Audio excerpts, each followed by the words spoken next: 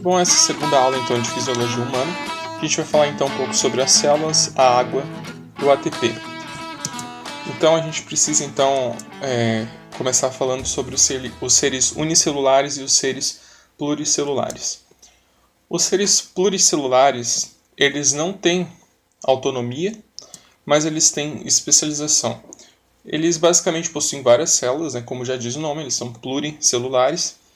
E, como foi dito, eles não têm autonomia, mas têm especialização, ou seja, eles conseguem fazer a criação de tecidos, órgãos e sistemas, eles conseguem se especializar. Só que, por não ter autonomia, se eles perderem algum tecido, um órgão, um sistema em si, eles não vão conseguir sobreviver sozinhos e por isso que eles não têm essa autonomia. Mas, em condição patológica, as células especializadas elas podem vir ser menos especializadas e mais autonômicas. Qual condição patológica, por exemplo? Exemplo, o câncer.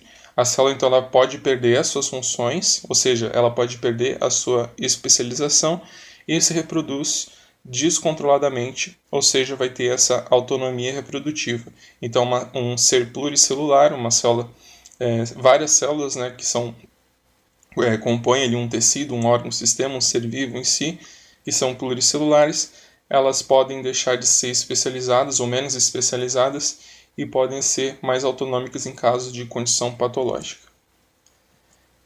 Sobre os seres unicelulares, é o contrário, eles possuem autonomia, porque eles são uma única célula e aquela única célula consegue fazer todas as funções para a sobrevivência daquele ser. Porém, eles não têm especialização. A gente tem como exemplo a bactéria. Então, se a gente comparar os seres pluricelulares e os seres unicelulares, só para recapitular, os pluricelulares não têm autonomia, mas possuem especialização. Já os unicelulares eles têm autonomia, pois são uma única célula, mas não têm especialização. A gente vai falar agora sobre o meio interno, ou intersticial, ou fluido intersticial. Basicamente, se a gente observar essa imagem, ali a gente vai ter várias células em amarelo. A parte rosa ali é a membrana plasmática. E entre essas células no organismo humano, então a gente vai ter o fluido intersticial. Esse fluido intersticial ele é composto 90% de água aproximadamente. E ele vai servir então para preencher essa parte vazia entre as células, como você pode ver na imagem, e os vasos capilares sanguíneos. Então, quando tiver alguma troca de nutriente, por exemplo, ou a célula necessitando de alguma coisa, ele pode às vezes retirar então desses fluidos intersticiais e quando tiver excesso de fluido intersticial ele pode ser recolhido então ali pela linfa. Agora sobre a água, que a gente falou que 90% então desse fluido intersticial é água e também o corpo humano em si ele é composto de 70% ou 60% de água aproximadamente. Então a gente vai falar um pouquinho sobre ela. Aí tem uma molécula então de água, H2O, e a água ela tem a capacidade de auto-ionização, ou seja, ela consegue então se dividir em H+, e OH-. Esse H+, e OH-, então ele consegue atacar moléculas, por exemplo, uma proteína, e eles conseguem quebrar então ligações, ou seja, por hidrólise. Hidrólise então é a quebra de moléculas pela água.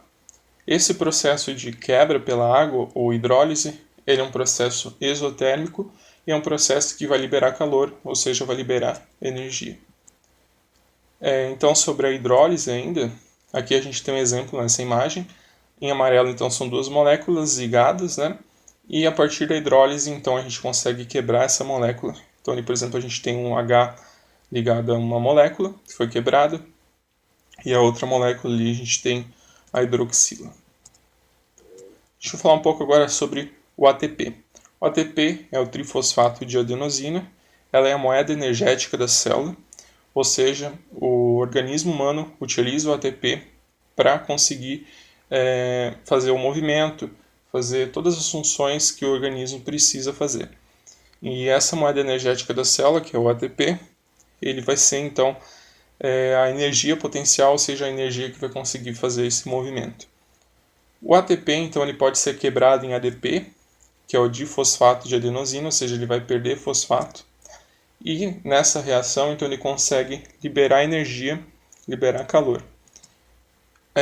A oxidação, então, de cada molécula de glicose, ele pode gerar até 36 a 38 moléculas de ATP. E o uso do ATP produz economia de tempo. Por quê? Porque se fosse gerada energia diretamente da glicose e não do ATP, ia demorar muito mais tempo para essa energia ser gerada e geraria mais energia do que o necessário. Então, com o uso do ATP, a gente vai ter essa economia de tempo, porque você vai conseguir ter energia mais rapidamente e você vai ter energia na quantidade adequada e não mais do que o necessário. Ainda sobre o ATP, essa reação ali da quebra do ATP, né, é feita pela ATPase, que é a enzima responsável então pela hidrólise, ou seja, a quebra pela água, como já foi dito, do ATP. Então ela vai conseguir quebrar esse ATP. Então a reação ali a gente tem o ATP mais a água, para ocorrer a hidrólise, vai gerar o ADP, fósforo e H+. O fósforo ali gerado, ele então vai ter a capacidade de fosforilar substratos. Como ele vai fazer isso? Através da fosforilação. Basicamente, essa fosforilação vai ser então a adição do radical fosfato, ou seja, vai adicionar esse radical fosfato que ele foi gerado naquela reação a uma estrutura de uma proteína, por exemplo, alterando então a sua conformação espacial e sua função. Então, como que a gente pode ver isso num exemplo? Por exemplo, então a gente pode transformar uma proenzima em uma enzima atuante. Então, uma proenzima é uma enzima ainda que não está atuando, e com a ajuda dessa fosforilação, com o fosfato, então essa enzima pode começar a atuar, ou seja, vai ativar essa enzima. E as fosforilações, elas podem ocorrer então sob a ação de uma família de enzimas chamadas de proteinoquinases. Então, essas proteinoquinases vão conseguir então ajudar com que ocorra essas fosforilações. Então, basicamente, essa foi a aula de hoje. Se você gostou da aula, dê um curtir ali embaixo, se inscreva no canal e até a próxima aula.